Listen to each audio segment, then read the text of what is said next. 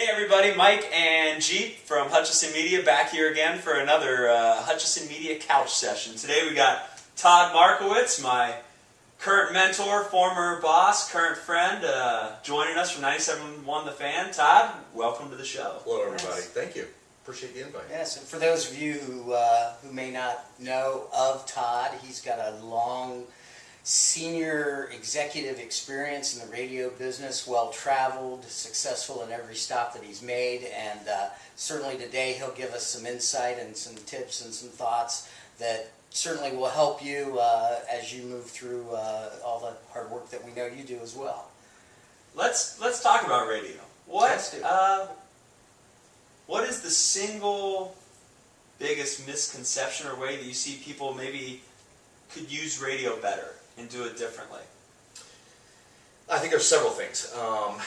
Radio has always been under fire in terms of, when television came around, everybody said, well, that's the end of radio. The reality is it was the end of the shadow on radio, but radio adapted.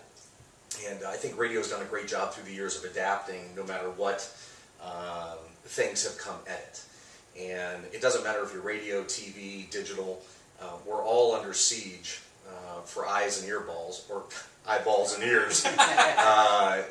So, that's the challenge for everybody. And I think radio has to get better at staying localized.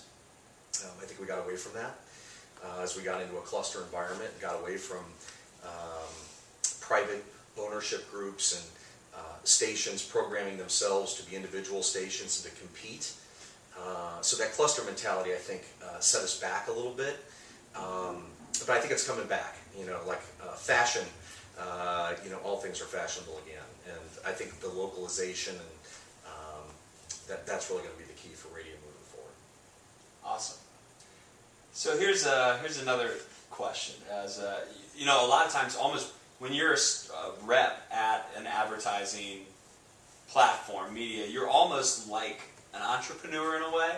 So for any entrepreneurs who are out there, if you were, and I think you treat yourself as one almost, if you were a business owner, what would you do to stand out from the competition each and every day as the waters change and the business landscape is forever shifting? What would I do as a seller, or what would I do as a radio station? Actually as a business owner. Okay. Yeah. I think it always goes back to relationships, and that never changes. I think we got away from that too, and again with that cluster mentality. I've worked places where I had a lot of great ideas on how to generate revenue, and all those ideas surrounded investing more in the clients, and that's from a relationship standpoint.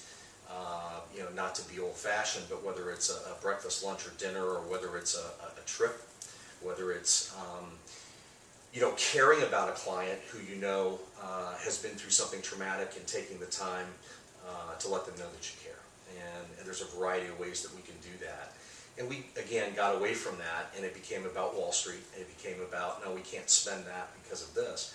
And so I think we can set ourselves apart by genuinely caring, not only about the results for our clients, but about them as people. And that will never change.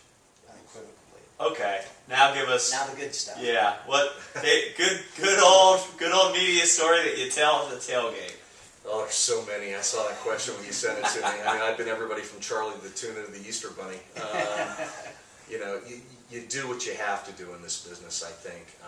And by the way, I think it's fun. So, being Charlie the Tuna at 110 degree at the Great Inland Seafood Festival in Cincinnati, because you sold it and nobody else wanted to do it, and you couldn't find anybody to volunteer. So you just strap it on and you do it. But that's fun too. I enjoyed that. It's part of the experiences that we have. But my favorite probably is, I had a client in Cincinnati. It was Jewish Hospital, and they were spending all their money on my competitor. We were the second-rated adult contemporary station at the time at Warm 98, and Wink, I think 94.1, if I remember correctly, was number one. And we were closing on it, but we weren't quite there. And she wouldn't even give me an appointment. She had a great relationship. Kudos to the Wink rep. But I needed to break through somehow. And I tried everything I knew how to do. And I jokingly, in a meeting with my general sales manager, said, you know what, I'm just going to send myself in a box. And we laughed. And then we both stopped and looked at each other and said, wait a minute, what if I sent myself in a box? So our sales assistant husband worked for UPS. So we borrowed his outfit. My general sales manager put it on. We got a refrigerator box. Put me in it. Wrapped it. And they took me down, wheeled me into her office. Well, of course they knock on the door and bring this giant box in, and her assistant, I could hear everything, which was the best part. It was like having animal air holes in the thing, and so I could hear all this conversation going on. And I'm like, well, she's in a meeting, but what is it? You know, that's like, what is that? It's humongous, you know, blah blah blah. And at this point, I'm starting to think this might have been a mistake. This might go really bad. This might go really bad. And I thought, I got nothing to lose because she's not giving me the time of day. So anyway, they wheel me in. She's having a conference meeting. There's a whole bunch of people. I could hear them at the table. They wheel it in. They tell her that this is here for her. And my boss leaves, and I can hear him say, thank you, thank you. And he's out, right? They have no idea that that's my general sales manager, so he's free and clear. Now I'm sitting in this box and waiting for them, what's going to happen. But it ends up, she says, I got to find out what's in there. So in front of everybody, she starts unwrapping the box. And of course, I can hear it unwrapping.